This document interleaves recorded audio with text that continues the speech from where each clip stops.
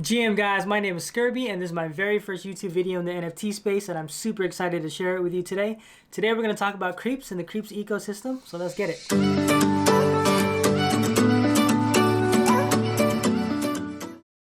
Creepz. No, not that type of Creepz. Today I want to talk to you guys about the Creepz NFT project. It's one of my favorite projects out in the space right now. I want to talk about the game mechanics and the Creepz ecosystem because it could be pretty confusing for a lot of people, especially if you're new to the project. But even those who have been around for a while, I bet you don't know how everything works, so I'm here to explain that for you guys. This video is going to go over these few topics: the Creepz Genesis, what is Loomi, Reptile Armouries, Shapeshifters, Mega Shapeshifters, Vaults, the daily bribe pool, the Bribe Accumulation Pot, and everything that has to do with the Creepz ecosystem and game mechanics from the beginning when they first started to right before the invasion started, so midway through season 1 of the Creepz project.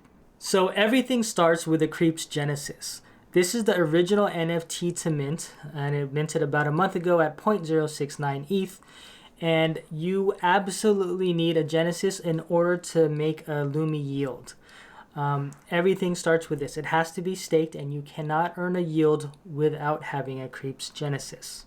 There are 6 different breeds of Creepz, or lizards, each with their own rarity and each with their own individual daily yield. From most common to most rare, the Creepz colors and breeds are green reptoids, which yield 1500 Loomi a day, blue lizard people, which yield 1600 Loomi a day, gray draconians, which yield 1700 Loomi a day, yellow saurians, which yield 1800 Loomi a day, purple reptiloids, which yield 1900 Loomi a day, and finally unique one-of-ones, which yield 2500 Loomi a day.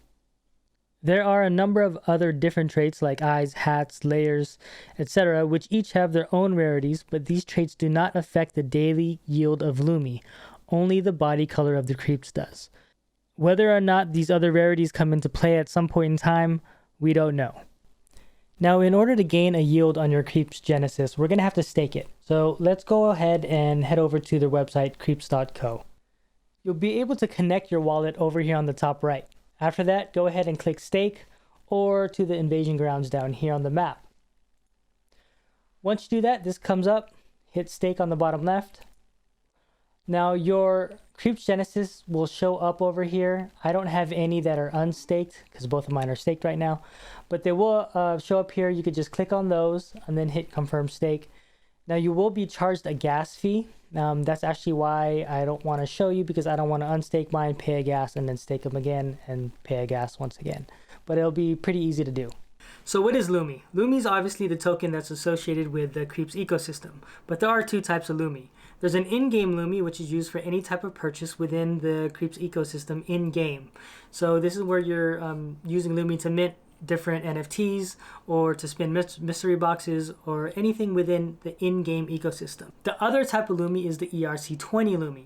So all this Loomi that you're accumulating in-game through your daily yield of Loomi, you could take that amount and you could transfer it out into a digital wallet. So you make a withdrawal and you turn it into an ERC20 Loomi.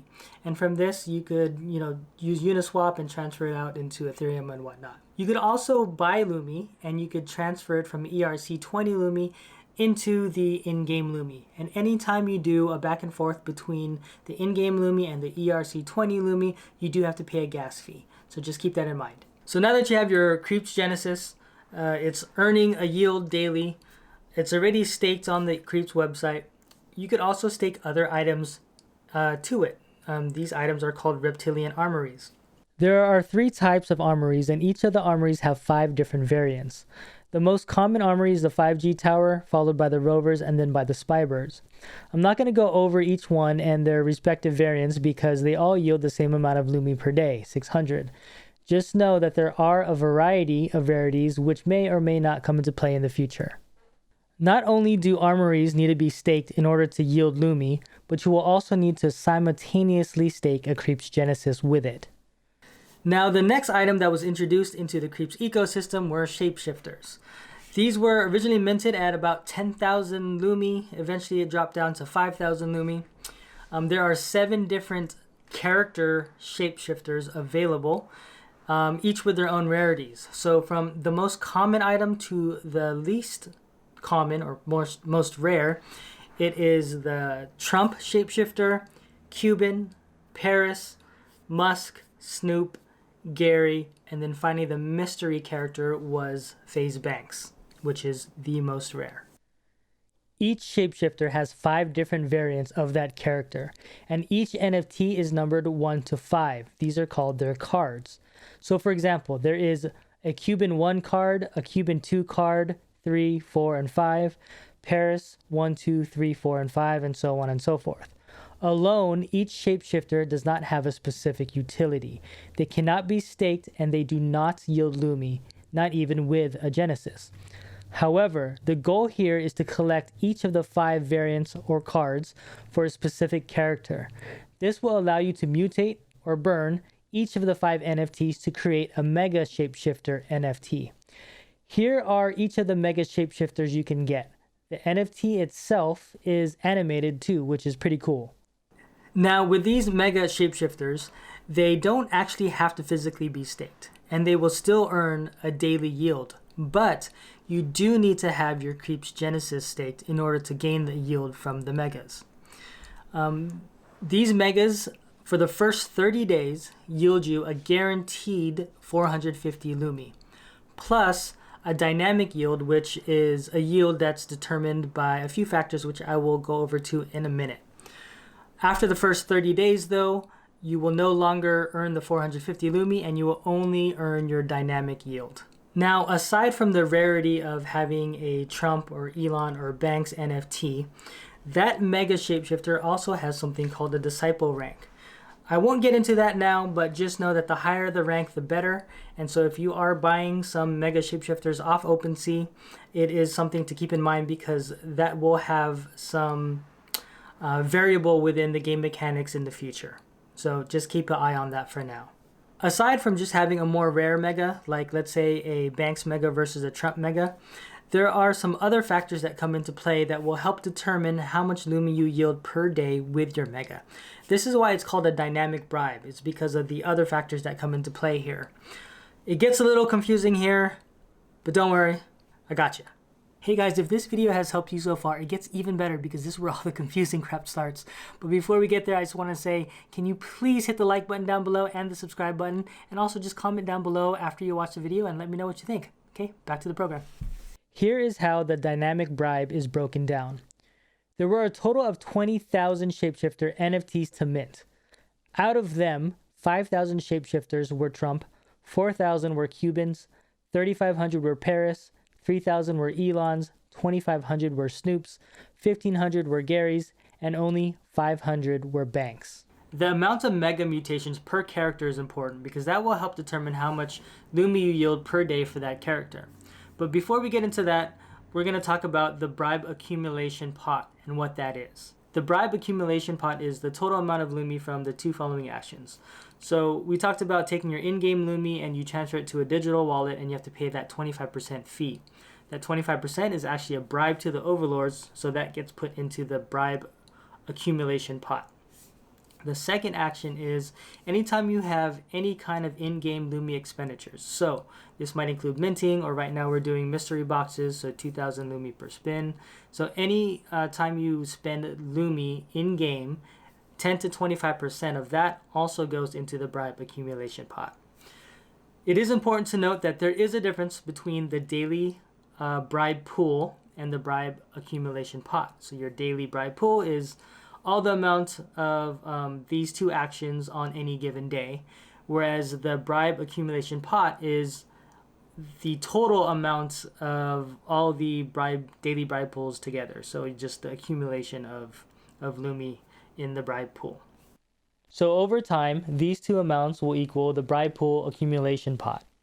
So now that we know you can mutate shapeshifters into Megas, and we know the differences between the Bribe Pool and the Bribe Pool Accumulation Pot, we can now calculate our daily yield for each Mega. Here's the secret formula. Let's say, for example, the daily bribe pool on any given day is 1 million Loomi. This amount is divided by the amount of Mega Shapeshifter characters there are, which is always 7. So that equals 142,800 857 Loomi. I will refer to these smaller pots as puddles.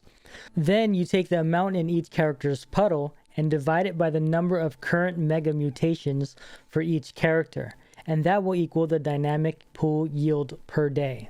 For the first 30 days, you can add on the 450 Loomi to find out your total yield per day for each mega. After the first 30 days, this chart below will show you how much you will yield per day because you're no longer getting the 450 Loomi. I also got these numbers here from OpenSea, right over here. Now remember, this formula is dependent on the daily bribe pool and the amount of mutated megas. So these numbers can change drastically from day to day. I added another quick line right here just to show the net difference between the actual dynamic pool yield with what it would be if every single shapeshifter was mutated into a mega shapeshifter, just so you could see how the number of mutations will affect the yield. So right now, Banks is obviously getting a huge bonus on top of an already crazy yield, simply because only about 72% of the Banks shapeshifters have been mutated into a mega shapeshifter, which is well below the estimated 85% of megas total that have been mutated. Now, to give us an example of the daily bribe pool, the team at Creepz gave us this graphic here. This is the daily bribe pool from January 23rd to January 30th. Keep in mind that there weren't any Loomi expenditure events at this time, so during those kind of events, the daily bribe pool will be higher.